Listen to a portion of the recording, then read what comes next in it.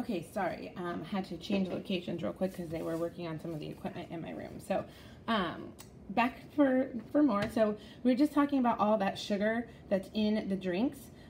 Fruit juice is the exact same way. Fruit punch. Look at the amount of sugar for every gram, or for every 4 grams that you see. That's 1 teaspoon. So that's what we put in, and that is how much sugar you're consuming, which is a gigantic amount. And sugar is absolutely an empty calorie. So you're putting it into your body. It's doing nothing for your body. It's not helping you grow. It's not making you healthier. It's not helping anything, nothing. It's just adding calories, which is adding extra weight. That is it. So every time you're drinking that Coke, it doesn't fill you up. You're still hungry. You still want to eat more food. So you're just putting those empty calories. You're like, I'm still hungry. I just drank all of this, but I'm still hungry. All of that is empty calories that is going to add weight to your body. So if we're looking at our notes here, most of the processed foods that you eat, that you consume, are loaded with sugar. So if you're looking at the back of a snack pack of Little Debbie cakes, or anything in a bag or a box that's processed, will most likely have sugar in it. You should look at the back and see, because that is all empty calories.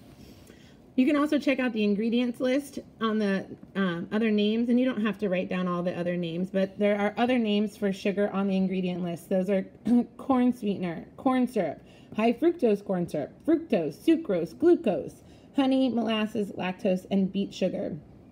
And it is estimated that the average American consumes 200 pounds of sugar each year. 200 pounds of sugar. That's an adult male body. 200 pounds. That's a ton. That is a ton of sugar that the average American, including you guys, would consume in a year. That's craziness. So it's important to be able to look for other sugars on the ingredient list. If you turn your packages over, on the bottom it will have an ingredient list. It'll tell you what's inside the food or the drink that you're consuming. The closer they are to the top, the more of it there is. So if sugar is the first thing on the ingredient, there's more sugar in that product than there is anything else. If it was last on the ingredient list, then there's the least amount of sugar in comparison to the other ingredients in that product. So whatever is listed first on the ingredient list, there's the most of. And they try to disguise the name of sugar to make people think, oh, there's not that much sugar. So the first 3 ingredients might be like corn syrup, fructose, sucrose, or sucralose. Okay, those are all sugar. So your first 3 ingredients, the more than anything else in the product, is sugar, forms of sugar. That is a product that is not going to fill you up, and it's just going to provide extra calories and extra weight. So when we're talking about calories, calorie is a unit of energy supplied by food and burned by the body. 3,500 calories equals 1 pound of weight gain. And while that seems like a ton, especially when you're thinking, okay, pop might be 250 to 300 calories. So while that might seem like a ton, 3,500, if you're just drinking one every single day, one pop every single day, in the course of a year, you're gaining 10 pounds. Okay, that's from one soda, one extra soda. So it might not seem like a lot, just that one thing, but when you're adding it up, and when it maybe even drinking more than, and that's 1 can, not 1 bottle, is going to cause you to gain 10 pounds in a year. Just those extra calories, those empty, non-fulfilling calories. So you really need to think about that when you're like, oh, it's just 100 calories. Oh, it's just 300 calories. Those calories add up quickly and can quickly add up to weight gain.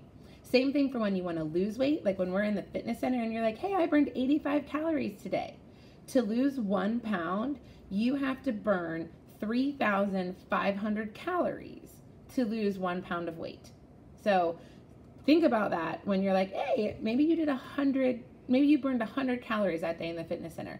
You would have to do that 35 times in order to lose 1 pound of weight. Okay, so sometimes it's easier to just not even put it in your body. Like, I'm just going to skip that drink. I'm going to have water instead. It has 0 calories, right?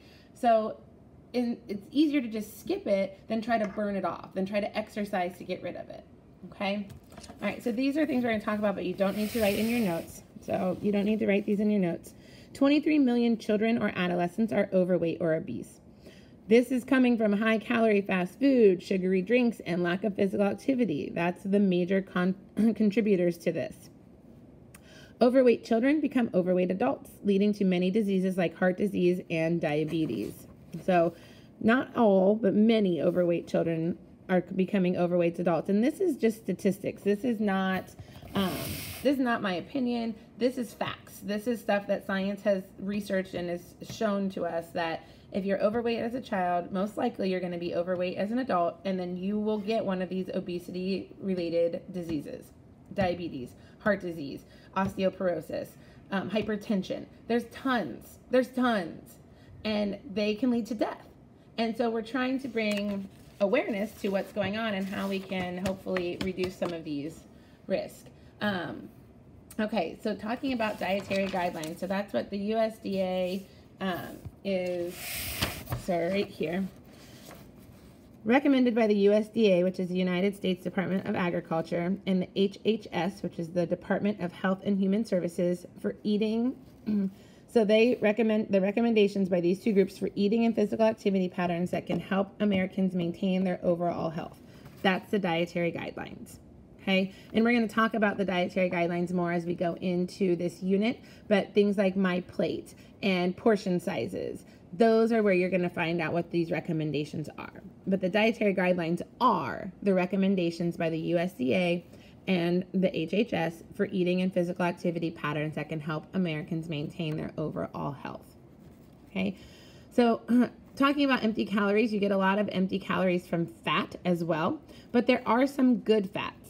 So fat is a nutrient that is a concentrated source of calories and energy. So when it says a concentrated source of calories, that means there's a lot of calories for every gram of fat. So when you look at something that has like 4 grams of fat, it's got a lot of calories because fat is very calorie dense. There are 9 calories for every 1 gram of fat. So that fat gram is very, very calorie dense. So that's where you get a lot of these empty calories when you're eating a fried food. Provides you 0. Fried chicken, any fried food, anything fried, donuts, anything fried is giving you 0 nutrient benefit. 0.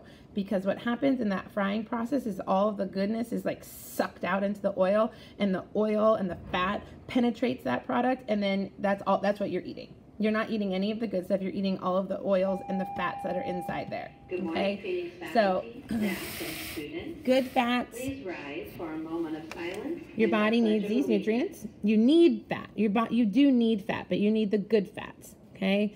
They can be found in olives, avocados, hazelnuts, almonds, Brazil nuts, cashews, sesame seeds, pumpkin seeds, olive oil, canola oil, or peanut oils. So those are good fats, things that your body needs. Bad fats, on the other hand, raise cholesterol levels, clog arteries, and increase the risk for heart disease.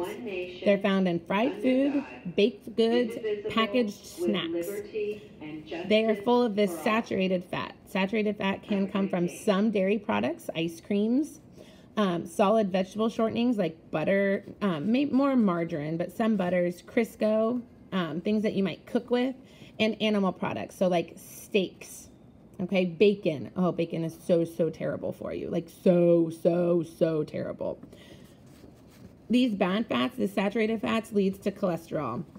The cholesterol is soft and waxy. I liken it to like earwax, when you clean out your ears and see that gross earwax on the end of the Q-tip.